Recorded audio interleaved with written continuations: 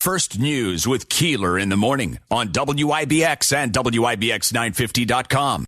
Hey guys, time to get in on the action for the biggest moments in basketball with Prize Picks, America's #1 fantasy sports app. Just select 2 or more players, pick more or less on their projections, place your entry, and win up to 100 times your money. Right now, Prize Picks will match your first deposit of up to $100. Just download the Prize Picks app and use the code GET100. That's code GET100 on Prize Picks for a first deposit match of up to $100. Prize Picks. Pick more. Pick less. It's that easy. Peter Blake is the superintendent of schools at Rome City School District. It's been a long year and then some, but it's not quite over. So Bellamy Elementary has gone remote this week. What's happening there? Yeah, we had a situation where we had a couple of students who actually all came from the same household, were in school on a day when they were deemed to be within that window of period where they could be a potential spreader last week. Found out about it late on Monday, and because it was a few people and they were in multiple classrooms all over the building, just a lot of contacts involved. But the amount of time the county is taking, they've got another situation on their hands, as I'm sure you're well aware of, with this dance school and competition thing. We felt it was safest. The quarantine period would end if anyone was quarantined this Friday.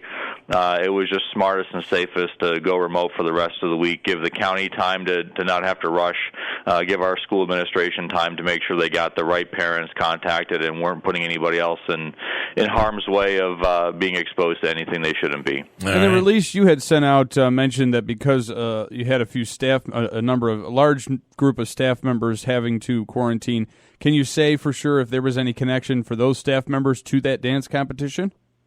We have no confirmation that any of this situation in Rome has to do with a dance competition, at least as it relates to Bellamy. The people in question that tested positive were in the building last week, and we believe that it was started before the weekend for those students and those people. How have to this point? How have your teachers received the vaccination in terms of? Do they support getting vaccinated? Have they gotten vaccinated? Do you have a percentage? Last check, we were in the ballpark of pushing 80-85% of our That's total pretty good. staff. Yeah. Most people have taken the opportunity to get vaccinated. We've had a few instances where we've had vaccination opportunities for staff right here in the district office where they can just come by and sign up for a quick appointment. The county's been great. The Rome Hospital's been fantastic. Our local Walgreens has been chipping in trying to get folks vaccinated. So, it's at the point now where I get an invite to send staff members to vaccines. I send out the email, and we don't have many people signing up anymore because I think everyone that wants it has gotten it. Yeah. Okay, and then we had a caller yesterday who is a grandmother and was having a busing issue. I believe that the child lives about 4 blocks. About 4 blocks from 4 the school. 4 to 6 blocks. She felt that she's not comfortable with her grandchild walking to school. But how does that work? That's a board decision. Am I correct with that? It's a combination of there's some New York State laws that come into play that allow districts to kind of set transportation parameters. It is a board decision. There are policies in place for what the walking zone distance would be within a given school district.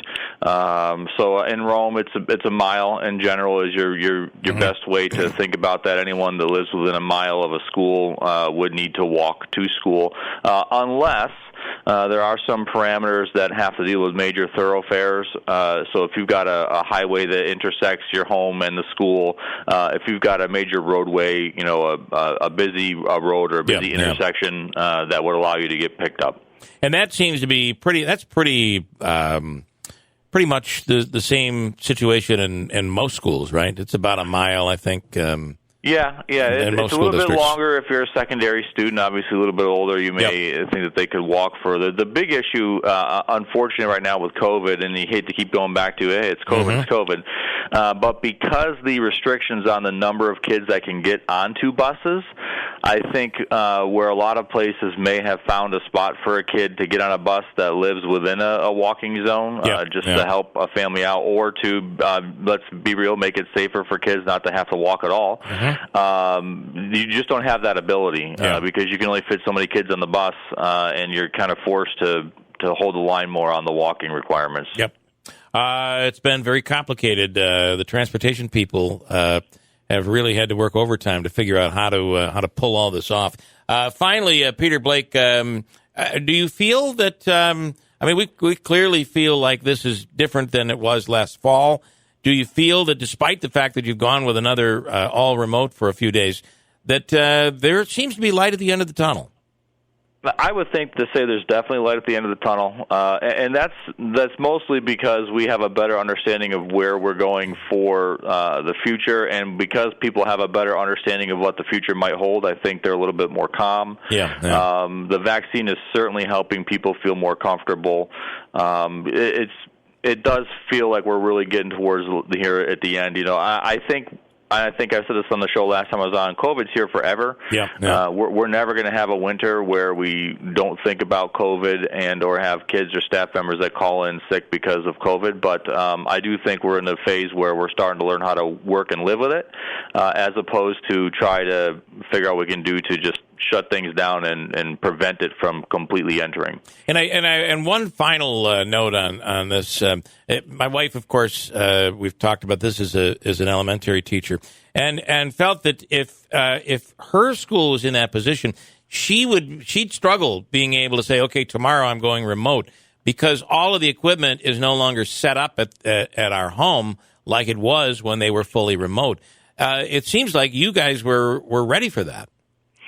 Yeah, I think all staff. Well, first of all, and your wife included, the teachers will make it work. You're right. It You're will be stressful. right. She probably won't sleep well at night, but they make it work. What we do is, unless you're formally quarantined by the county health department, we want you to come into the building and work from the building.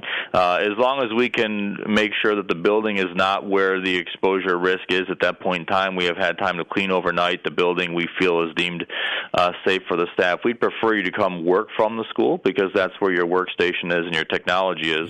But in an overnight blink, we would also let our staff take anything home that they needed to make sure that they make the ends meet. But really, kudos to all teachers. The Rome teachers are fantastic. I'll always put them on top because they're my team. But all teachers everywhere have continuously gone above and beyond, and they answer the call whenever it comes. It's been an amazing year. There's no doubt about it. So that's true. All right, Peter Blake, thanks so much for the update. We appreciate it. Thank you. Take care, gentlemen. Have a great day. Peter Blake, the Rome City School District Superintendent of Schools.